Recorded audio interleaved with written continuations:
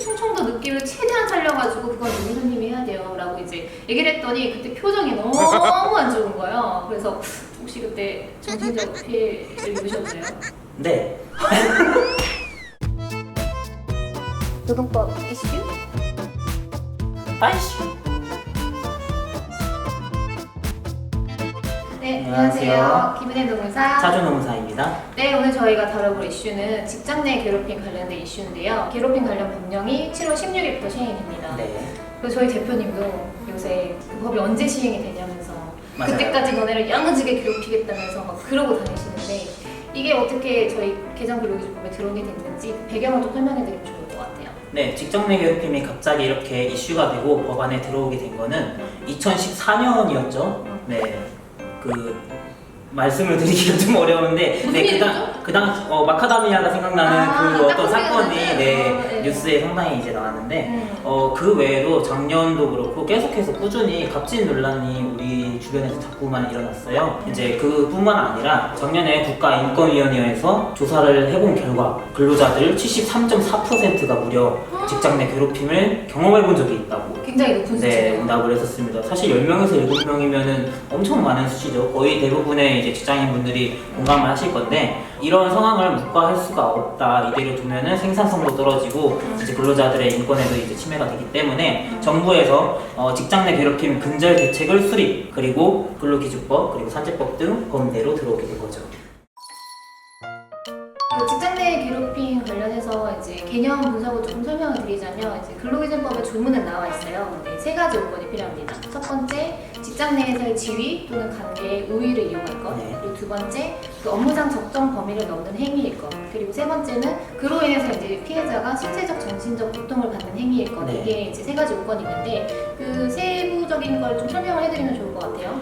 네, 직장 내에서의 지위 관계의 우위라는 뜻은 일반적으로는 뭐 직급이 되겠죠. 나보다 상위 직급인 사람이 하위 직급인 사람한테 뭔가 어떤 업무를 시키거나 업무 외적인 거를 시킬 때, 또 그뿐만이 아니라 이제 수적으로 다수가 소수한테, 아니면은 업무상 우위가 될 수도 있겠죠. 인사팀이나 감사팀처럼 나의 업무와 직접적으로 관련이 있는 사람이 그 어떤 우위성을 이용을 해서 개인한테 뭔가 무리한 걸 시킨다거나, 아니면 여러 가지 뭐 폭언, 폭행 등 이제 뭐 일반적으로 생각할 수 있는 그런 괴롭힘을 하는 거를 뭐 이제 얘기를 하는 거죠. 그거 좀 사례가 될 것 같은데, 제가 사실 차준 노무사님보다 입사는 좀 늦지만 네. 제가 기수는 좀 네, 높아요. 선배님이시죠. 선배예요. 그래서 제가 처음에 이 영상을 찍을 때 제목을 정해야 되는데, 제가 노동법 이슈는 아이씨. 이거를 이제 충청도 느낌을 최대한 살려가지고 그건 노무사님이 해야 돼요 라고 이제 얘기를 했더니 그때 표정이 너무 안 좋은 거예요. 그래서 혹시 그때 정신적 피해를 입으셨나요? 네. 이런다고? 이런다고? 아니요, 괜찮습니다. 저는 얼마든지 잘할 수 있고요. 그쵸? 네, 느낌 맞아요. 살릴 수 있죠? 좀 마음에 들어요.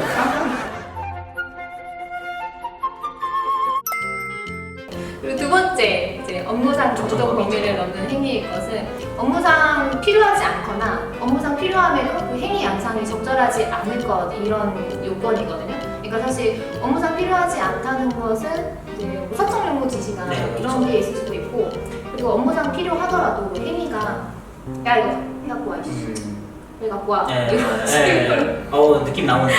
얼마 전에 저한테 딸기우유 사오라고. 제가요? 야, 엄마 하면서 나는 딸기우유 먹지 않으면 보고서가 안 써져 하면서. 네, 그리고 세 번째 뭐였죠? 신체적, 정신적, 방금 이런 거죠. 신체적으로, 정신적으로 고통을 받게 되는 경우에. 네. 이거는 뭐 쉽게 생각하면 그거예요. 아무리 이제 친한 관계에서 뭐 장난치거나 내가 뭐 고통을 느끼지 않으면은 그게 뭐 직장 내 괴롭힘에 해당이 되지 않는다는 건데, 다만 주의할 점은 나는 의도가 없어. 나는 의도가 없었어. 나는 내가 할 때는 뭐 그런 의미로 한 게 아니야. 근데 받는 사람 입장에서 내가 고통을 느끼고 내가 기분이 나쁘면은 그거는 해당될 수 있다는 점. 그러니까 피해자 관점에서 생각을 해야 네, 된다는 맞아요. 거죠. 그렇죠. 고용노동부에서 매뉴얼이 언제 나왔죠? 올해 2월에 나왔었죠. 2월에 나왔죠. 네. 거기 매뉴얼에 보시면 뒤편에 직장 내 괴롭힘 관련된 사례들이 굉장히 많이 나와요. 네, 엄청 많죠. 네, 그래서 정부도 사실 이 직장 내 괴롭힘 관련해서 이제 기업에서 구체적으로 그 기업에 맞게, 상황에 맞게 조치 기준을 마련하라고 네. 하고 있는데, 그 사례 중에서 저희가 조금 소개해드릴 만한 사례가 하나씩 조금 네, 있잖아요. 충격적인 사례들이 몇 가지 있었죠. 그거를 좀 설명해 드리는 게 좋을 것 같아요. 네, 제가 봤었던 것 중에 가장 충격적이었던 거는 이제 회식을 할 때 아무래도 중국집을 많이들 가시잖아요. 근데 이제 가게 되면 보통 사장님들이 짜장면 하면은 네, 우리도 다 같이 짜장면 하는 이런 상황이 있는데 어쨌든 다들 짜장면을 먹고 나서 근데 짜장면을 먹고 나면 꼭 부산물이 남아요. 아, 그죠. 네, 이제 춘장이랑 이렇게 조금이 남는데 거기에다가 고량주랑 소주를 섞어가지고 원샷을 하라고. 진짜 그거를 보고 그쵸. 그래서 저도 사실 하나 약간 비슷한 사례인데 그 중에서도 진짜 워스트 오브 워스트는 입에서 입으로 술을 전달하라고 했대요. 근데 거기서 이제 남자 직원 좀 역겨우니까 뱉었나 봐요. 그리고 또 걸려가지고 또 오더라고. 또 시켰대. 그래서 진짜 세상은 없고 라인은 많죠. 진짜 그 뒤에 보시면 저희가 조금 극단적인 사례를 좀 설명을 드렸는데 그 뒤에 굉장히 많은 다양한 사례들이 네, 맞습니다. 나오죠. 저희가 이거는 사실 지위, 그러니까 사업장 내에서 지위를 이용해서 업무상 관련이 없는데 정신적 스트레스를 주는 그런 네, 사례를 말씀을 드린 맞아요. 거고 또 다른 사례가 있지 않아요? 불인정된 사례가 있죠. 아 그렇죠. 업무상 적정범위를 넘는 행위일 것이니까 그거와 관련된 사례를 좀 설명을 드리고 싶은데요. 네.